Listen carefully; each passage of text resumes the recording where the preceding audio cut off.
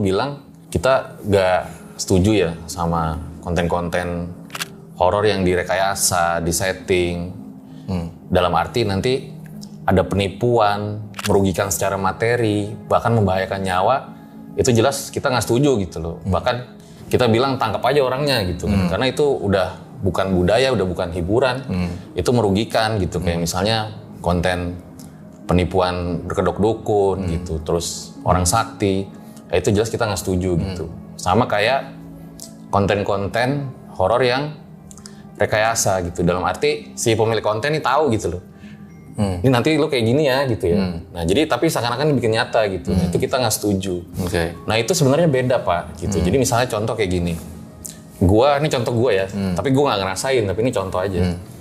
Misalnya gue ngerasa 2 bulan itu diteror sama kuntilanak. Nah, gue coba tuh baca ayat kursi kan, tapi ternyata nggak mempan. Nah, ketika nggak mempan, akhirnya, aduh kayaknya perlu ke Pak Ustadz Faizar nih buat diruqyah gitu. Atau misalnya gue pergi ke psikolog gitu. Nah, ketika gue sembuh, gue ngerasain fenomena itu, gue datanglah ke podcast RJL atau ke Pak Ustadz buat ceritain gitu. Betul. Beda sama misalnya gue nih, datang ke channel mana gitu. Terus, Bang nanti lu bilang aja ya, ini skripnya lu 2 bulan diikutin kuntilanak gitu.